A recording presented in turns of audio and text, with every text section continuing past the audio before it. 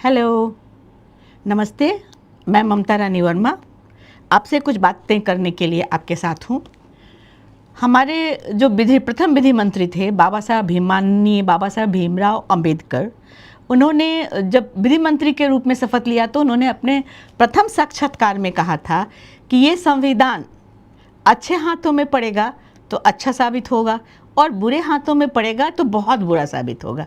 ये चर्चा मैं अभी जो हमारे यहाँ 1 जुलाई से प्रभावी होने वाले 3 मेजर एक्ट हैं, भारतीय न्याय संहिता, भारतीय नागरिक सुरक्षा संहिता और भारतीय साक्ष्य अधिनियम, उनके संदर्भ में कर रही हूँ। नज़र ना लगे इसे किसी की, क्योंकि ये जो हमारा 100 सालों से पहले का जो ब्रिटिश कालीन कानून थे, उन सभी को रिपील करके लाया जा रहा है। और ये न्याय की जब बात होती है तो इनके साथ दंड जुड़ा होना ही इनके एक निगेटिव स्वरूप का परिचायक था। तो चलिए, अगर ये कानून 1 जुलाई से प्रभावी हो रहे हैं तो बाबा भीमराव अंबेडकर ने जो कहा था, अगर ये सही हाथों में रहेंगे, सही ढंग से इम्प्लीमेंटेड होंगे तो ये समाज को बहुत ही अच्छा सकारात्मक प्रभाव वाले साबित होंगे समाज के लिए। क्योंकि इन कानूनों में जो कुछ और बातें जोड़ी गई हैं वो बहुत ही सकारात्मक असर वाली हैं। जो बातें जोड़ी गई हैं उनका बहुत ही कुछ बौद्धिक वर्ग से, कुछ वकील बिरादरी से भी अपोज हो रहा है। तो मैं उनको भी बात करूंगी, उस पर बहुत छोटी चर्चा करूंगी क्योंकि काफ़ी बृहद चर्चा हो जाती है। बड़े भयानक ढंग से विरोध किया जा रहा है कि ये जो है ये कैटास्ट्रॉफिक है, ये मिसकैरेज ऑफ जस्टिस क्रिएट हो जाएगा, जो कानून व्यवस्था है उसको वो कंफ्यूज्ड हो जाएगा। यानी बहुत सारी बातें हैं जिसकी चर्चा हम लोग बात करेंगे।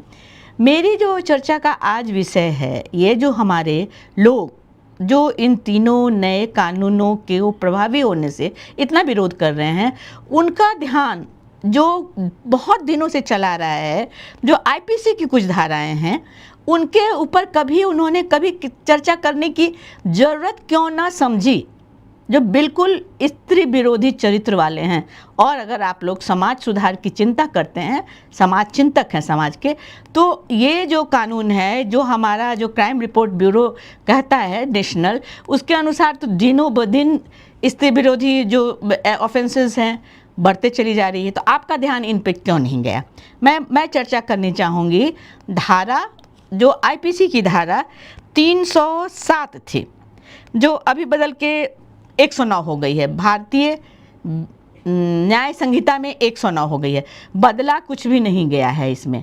307 जो अटेम्प्ट टू मर्डर के लिए था, उसमें सज़ा है 7 साल।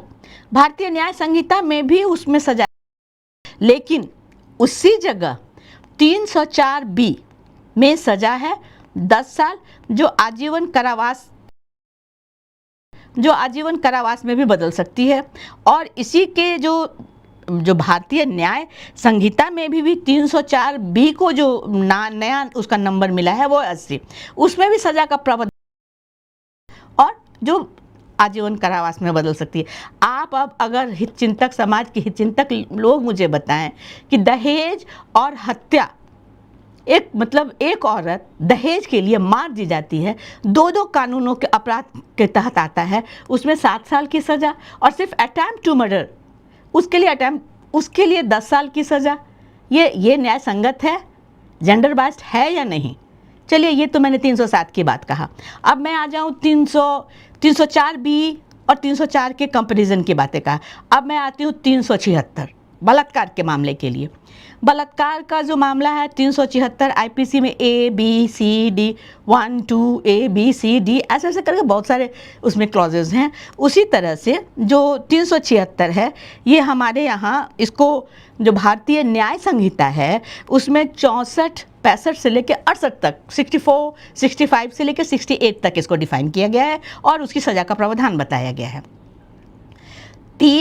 देखिए, अब इसमें एक बात और हुई है। मैंने कहा ना कि अगर आप विरोध कर रहे थे इन कानूनों का, तो आपका ध्यान इधर क्यों नहीं गया? वर्मा कमीशन के द्वारा रेप की सज़ा 20 साल कर दी गई थी, जिस रिपोर्ट को यहाँ नहीं माना गया है।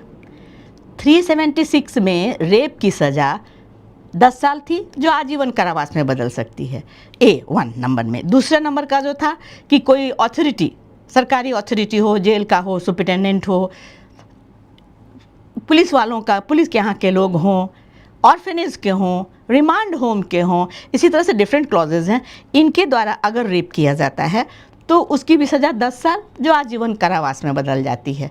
और सेम हुआ है 65, 64 में भी कि वही सज़ा रखी गई है 10 साल की जो आजीवन कारावास में बदल सकती है।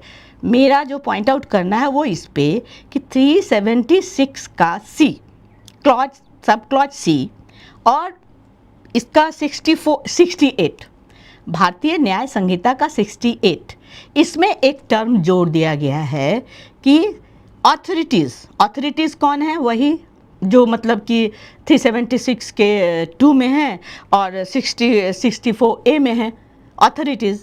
तो ये ऑथोरिटीज़ जेल के सुपरिटेंडेंट हो सकते हैं, पुलिस ऑफिशियल्स हो सकते हैं, रिमांड होम के केयर टेकर, शेल्टर होम के केयर टेकर, हमारा संरक्षण, फिड्यूशियरी जो हमारे संबंध में है, इन रिलेशनशिप के साथ जोड़ दिया गया है कि अगर इंटरकोर्स करता है तो इसकी सज़ा 5 साल जो 10 साल तक जा सकती है। इन दोनों में जो नए कानून संशोधित होके आए हैं, रिपील्ड होके आए हैं पुराने को, और नए दोनों में यही बात रखी गई है। अब एक बात बताएं, जो लड़की जो हमारे रिटेंशन में है वो किस तरह से कहने जाएगी कि रेप हो रहा है? ये तो मान लीजिए कि किसी भी तरह से बात निकल आती है तो आप उसको इंटरकोर्स क्या होता है, बलात् संबंध क्या होता है? इंटरकोर्स में दोनों पार्टियों के सेटिस्फैक्शन की बात होती है, वो पति पत्नी के बीच की बात होती है, जिसके साथ कॉर्डियल रिलेशन हो उसके साथ बात होती है। तो क्या जो जेल में महिलाएं बंद हैं वो कॉर्डियल रिलेशन में जेल सुपरिटेंडेंट को, क्या ये कोड ऑफ कंडक्ट में, सर्विस कोड ऑफ कंडक्ट में आता है कि वो कॉर्डियल रिलेशनशिप, फिजिकल रिलेशनशिप किसी अपने इनमेट्स के साथ जो जेल में बंद कैदी है उसके साथ बनाए? पुलिस ऑफिसर्स के इसमें आता है। तो ये सज़ा, ये 5 साल की सज़ा उसको आप रेप की कैटेगरी में डालते हैं, सज़ा की कैटेगरी में डालते हैं, पनिशमेंट में, तो फिर क्या ये वायलेशन नहीं है आर्टिकल 14 का? मैं इन बातों की ओर ध्यान दिलाना चाहती हूँ। हमारे जो सोशल ऑर्गेनाइजेशन हैं, हमारे जो समाज सेवी, समाज चिंतक, समाज के सुधार की चिंता के लिए लोग हैं, वो सभी इन बातों की ओर उनका ध्यान क्यों नहीं जाता है? तो ये तो बात हो गई। अब देखिए, जो मैंने कहा इस पर ज़रूर चिंता होनी चाहिए। मैं तो समझती हूँ कि ये PIL का मुद्दा है, मैं भी एडवोकेट हूँ, इनका मैं विस्तृत देखूँगी और मैं ज़रूर कोशिश करूँगी कि इसके लिए एक PIL कोर्ट में डाला जाए। अब मैं बात करूं जो बहुत हल्ला मचा हुआ है, बहुत थोड़ा मैंने देखा है, जोड़ा गया है। देखिए, जो परिवर्तन हुए हैं ना, जैसे मैंने बोला ना, इसमें कोई परिवर्तन नहीं हुआ है, भाषा भी करीब करीब सबकी एक रखी गई है। अब आता है कि इस्तेमाल कैसे होता है। अब ये हमारे ऊपर है कि हम जो अथॉरिटीज़ हैं, जो स्टेक होल्डर्स हैं, उन्हें किस तरह से इन कानूनों को इस्तेमाल करवाएं उनसे। अब जो है बात हो रही है, सेडिशन टर्म को हटा दिया गया। सेडिशन में सज़ा थी 7 साल की, उस सज़ा को लाइफ इम्प्रिजनमेंट में बदल गया है। क्या इसलिए ये हल्ला है कि ये कैटास्ट्रॉफिक है? उसके बाद से बात आ गई है कि radio, video, audio video recording की, विटनेसेस के प्रोटेक्शन की, इससे क्या होगा? क्या बेनिफिट ऑफ डाउट का एस्पियर घट जाएगा? तो ये चीज़ें अगर हम कर रहे हैं तो क्या ये मेरी समाज सेवा, मेरे समाज हित की चिंता को दिखलाता है या मेरा समाज विरोधी इसको चिंता को दिखलाता है?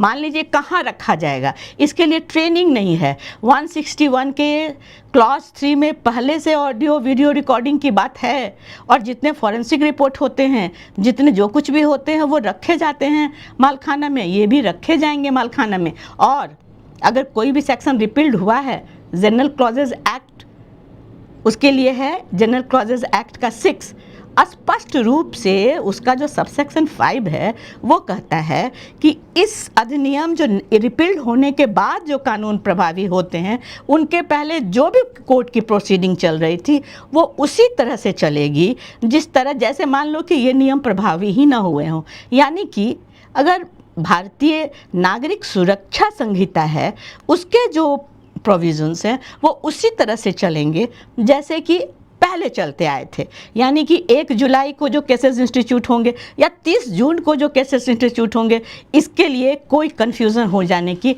कोई भी बात नहीं है। तो देखिए, मैंने एक अधिवक्ता के रूप में मैंने कहा कि मैं अधिवक्ता हूँ, हाँ ये मैं स्वीकार करती हूँ कि मैंने थोड़ा देर से अपनी वकालत को शुरू किया, लेकिन चूँकि मैं अपनी सामाजिक जिम्मेदारियों को पूरी करके आई थी, तो मेरा पूरा अटेंशन सोशल इंजीनियरिंग वकील के एक सोशल इंजीनियरिंग स्वरूप की तरफ था और मैं इसको देखती चली आ रही थी। एक चर्चा तो मैंने छोड़ दिया, 4 वो तो हटा दिया गया, वो तो बिल्कुल निरस्त कर दिया गया 497 को, तो उसकी चर्चा हम लोग नहीं करेंगे। बहुत बृहद चर्चा है। वो चर्चा थी कि अगर कोई आदमी मेरी पत्नी के साथ इल्सिट रिलेशनशिप में है तो मैं उसको कोर्ट ऑफ जस्टिस में ले आ सकता हूँ और वो कंपाउंडेबल है। ये क्या बात हुई? क्या मेरी चीज़ को आपने इस्तेमाल कर लिया और आपने मुझे लौटा दिया तो मैं कहूँगा कि अच्छा कोई बात नहीं है, चलो चलो हो गया, जो हो गया सो हो गया। क्या ये ब्लैकमेलिंग को बढ़ावा देने वाला सेक्शन नहीं था? लेकिन इन चीज़ों पे हमारे हित चिंतकों का ध्यान नहीं गया है। आवाज़ उठ रही है वो कम्युनिटी सर्विस, 5,000 से नीचे की चोरी है उसके लिए कम्युनिटी सर्विस है, अटेम्प्ट टू सुसाइड है उसके लिए कम्युनिटी सर्विस की बात होती है। तो ऐसे छोटे छोटे बातों पे विरोध किया जा रहा है जो आश्चर्यजनक है। अगर विरोध करना है तो 307 के प्रोविज़न का कीजिए, आईपीसी के 80 का कीजिए, ये जो भारतीय न्याय संहिता है उसके सेक्शन 80 का कीजिए, 109 का कीजिए। तो ये सारी चीज़ें विरोध करने का मुद्दा है। आगे भी हमारी बात होगी। अभी इतना ही। नमस्कार, धन्यवाद।